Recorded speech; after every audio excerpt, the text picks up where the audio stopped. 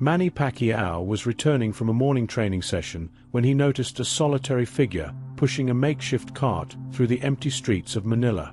It was just before 5 in the morning, and the city still slept under the cloak of dawn. The man moved slowly, clearly exhausted, occasionally stopping to adjust the load of recycled materials he carried in his improvised cart. Something about this man's determination caught Manny's attention.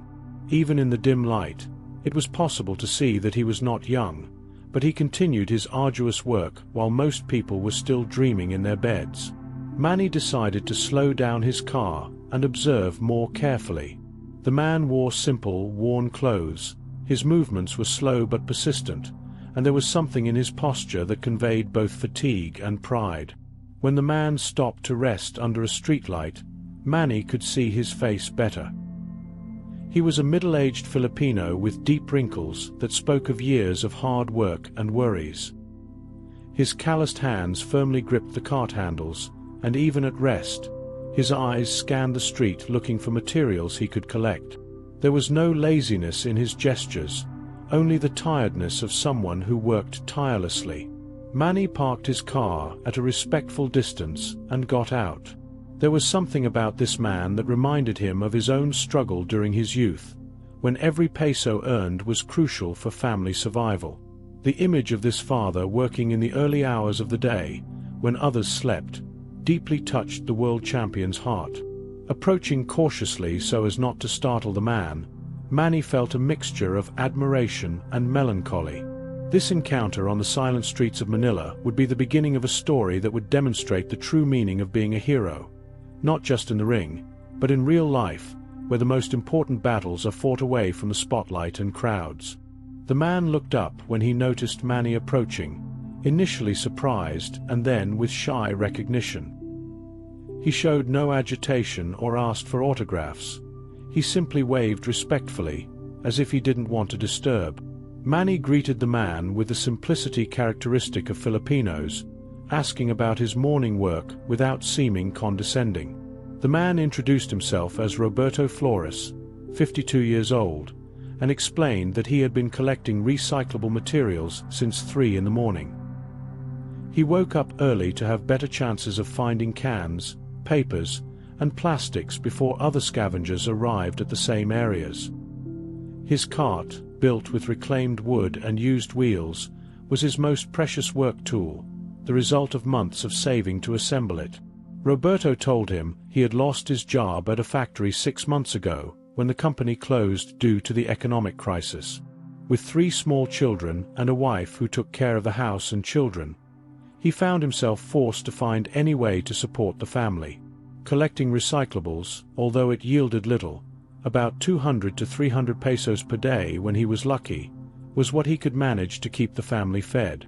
Roberto's humility was impressive. He didn't complain about the hardness of the work or his situation, but spoke with pride about managing to keep his children in school. He showed worn photos of the 3 little ones he carried in his wallet: Maria, 8 years old, Jose, 6, and Pedro, only 4 years old.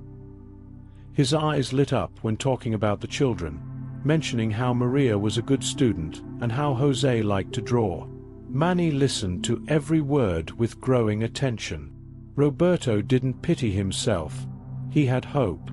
He talked about plans to find a better job, maybe starting a small business. There was an incorruptible dignity in this man that deeply touched Manny. Roberto represented millions of Filipino fathers who faced difficulties silently, fighting with all their strength to give their children a better life than their own. Manny asked to meet Roberto's family, and the man, after hesitating for a moment, timidly agreed. They walked a few blocks until they reached a small shack in a modest community. The house was simple but clean, with plywood walls and a zinc roof. Despite the humble conditions, there were flowers planted in pots made from recycled cans, showing the care with which the family tended to their home. Maria Flores, Roberto's wife, received Manny with surprise and typical Filipino hospitality. She apologized for the simplicity of the house, but Manny quickly reassured her. The 3 children, initially shy, soon warmed up to the gentle presence of the visitor. Maria, the eldest, proudly showed her school notebooks, while Jose displayed some drawings he had made with already small colored pencils from so much use.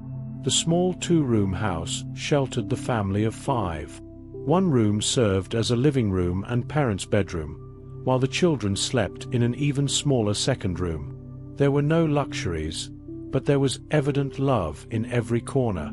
The walls had children's drawings pasted on them, family photos from happy moments, and a small altar with religious images. Manny observed how Maria prepared coffee in a small improvised kitchen, how the children played with simple but well-cared-for toys, how Roberto organized recyclable materials in a corner of the yard.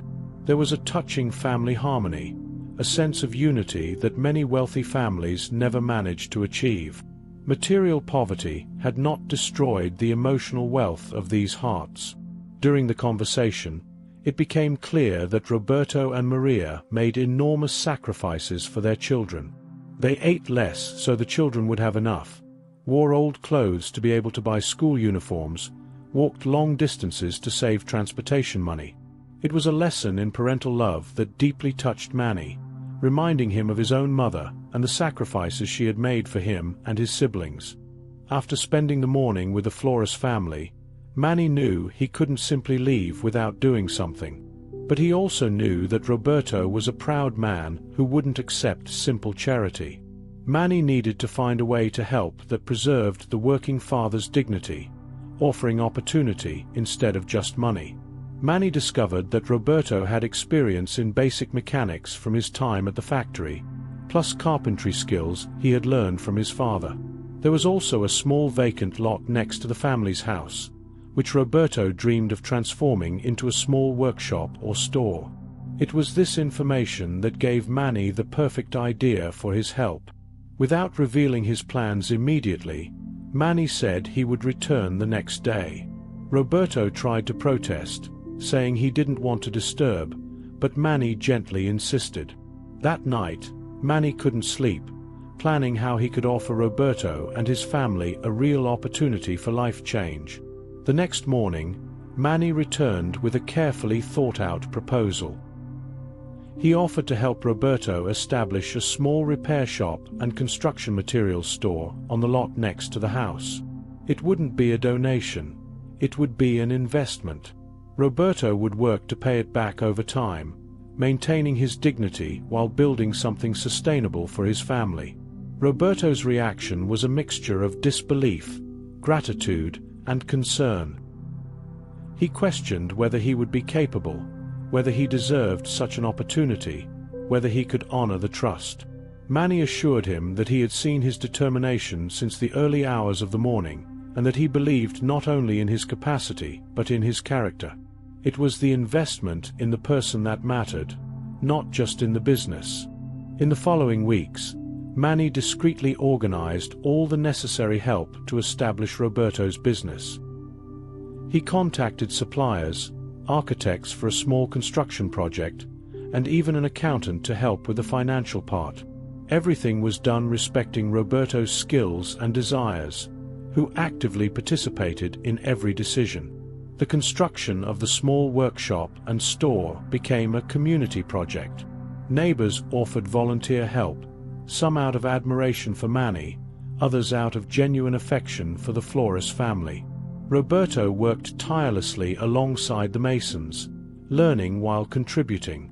Maria organized water and simple food for all the workers, creating an atmosphere of cooperation and friendship. The children watched the transformation with bright eyes of hope. Maria, the eldest, constantly asked if they weren't dreaming. Jose made drawings of the workshop being built, imagining what it would be like when it was ready.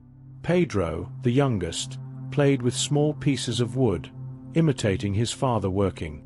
Roberto began to demonstrate skills that even he didn't know he possessed. His practical experience, combined with a natural intelligence for solving problems, impressed even professional builders. He suggested improvements to the project, found creative solutions to technical challenges, and showed a business vision that was dormant but not lost. Manny visited regularly to monitor progress, but always respecting the family's space. He saw Roberto gain confidence each day, saw Maria flourish with hope for a better future, saw the children play with more joy. The transformation was not just physical, building walls and roofs, but emotional and psychological, rebuilding dreams that seemed lost. 2 months after the first encounter, Roberto's workshop and store was ready to operate. The space, although small, was well planned and functional. One part served as a repair shop for bicycles, small appliances, and various community objects. The other part functioned as a store for basic construction materials: nails, screws, paints, simple tools. Roberto proved to be a natural merchant, offering honest services at fair prices. His reputation as an honest and hard-working person, built over years in the community, brought him loyal customers from the first days. Maria also got involved in the business, taking care of the store while Roberto focused on repairs, forming an efficient business partnership. The business grew organically. Roberto reinvested every peso earned back into the business, expanding inventory, buying better tools, improving services. Word spread in the community about the quality of work and honesty of the Flores family. Customers came not just for the service, but for the human experience of dealing with genuinely good people. The children began to help after school, Maria organizing small shelves, Jose cleaning tools, Pedro simply observing everything with curiosity. It was a family business in the best sense, where each member contributed according to their ability. The workshop became a community meeting point, where neighbors came not just to buy, but to talk. 6 months after opening, Roberto sought Manny to show the accounting books. The business was not only sustainable but profitable. Roberto had managed to pay the first installment of Manny's investment and planned to pay everything off within the agreed time frame. More important than financial success was seeing how the whole family had flourished with a new opportunity. The Flores family's success inspired others in the community. Neighbors began to consider their own small businesses, seeing that it was possible to escape poverty through hard work and opportunity. Roberto, naturally generous, offered advice and practical help to anyone who wanted to follow a similar path. Manny visited occasionally, always discreetly and respectfully. He saw how Roberto had transformed from a man bent by the weight of worries into someone who walked upright, with purpose and dignity. Maria had also changed, her confidence growing along with the family's financial stability. The children were happier, more expansive, more hopeful about the future. The Flores family story spread beyond the local community. Journalists discovered the story and asked to interview Roberto and Manny. Roberto, initially shy, agreed to speak as long as the focus was on the importance of giving opportunities to hard-working people, not just on his personal story. The small business expanded again. Roberto hired an assistant from the same community, an unemployed young man whom he personally trained. The workshop began repairing more complex items, and the store expanded to include materials for small renovations. The virtuous circle of opportunity was expanding. More important than commercial success was the human impact. The Flores family had recovered not only financial stability but dignity, hope, and pride. The children now dreamed about the future. Maria wanted to be an engineer, Jose an artist, Pedro to follow his father's footsteps in business. Dreams that seemed impossible during those early mornings of collecting recyclables now seemed achievable through education and hard work. 2 years after that first dawn encounter, Roberto had completely paid off his commitment to Manny and significantly expanded the business. The workshop now occupied the entire lot and served customers from neighboring neighborhoods. Roberto had become a respected small businessman, offering jobs to other community members. Maria, the eldest daughter, had become one of the best students in her school, inspired by the family's transformation. Jose continued drawing, now with better materials, creating art that decorated the workshop walls. Pedro helped in the business after school, learning about responsibility and work from a young age.